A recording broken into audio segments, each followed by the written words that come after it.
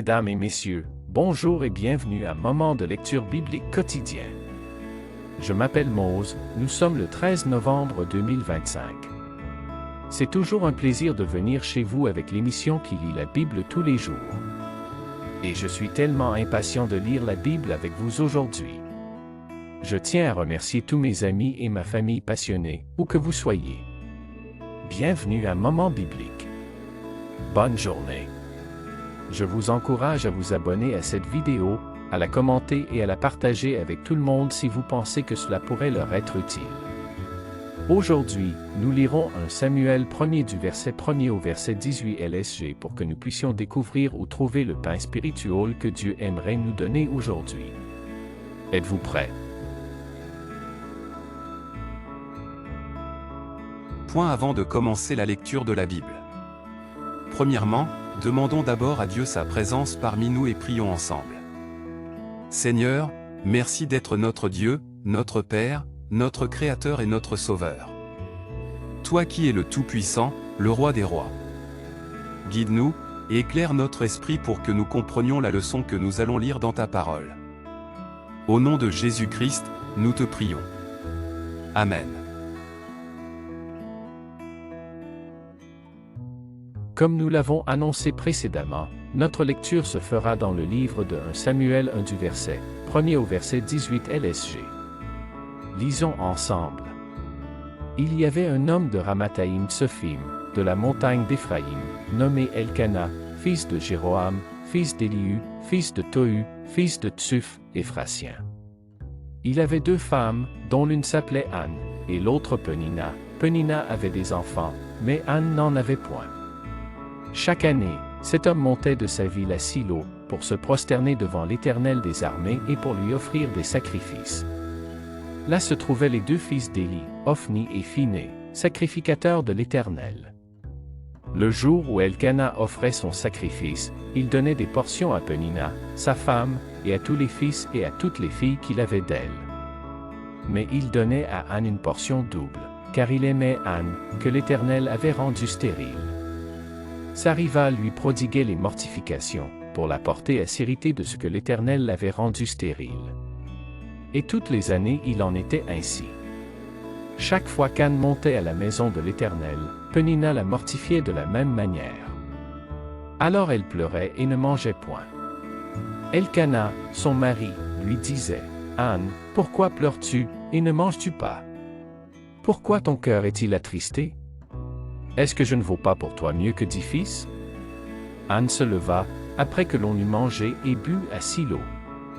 Le sacrificateur Éli était assis sur un siège, près de l'un des poteaux du temple de l'Éternel.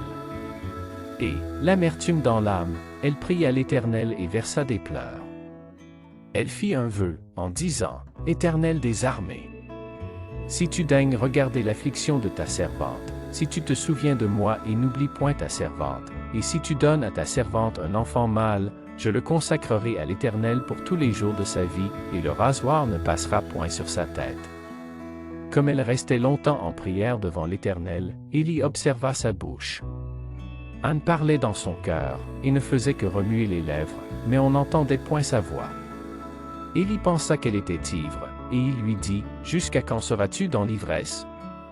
Fais passer ton vin. » Anne répondit, « Non, mon Seigneur, je suis une femme qui souffre en son cœur, et je n'ai bu ni vin ni boisson enivrante, mais je répandais mon âme devant l'Éternel.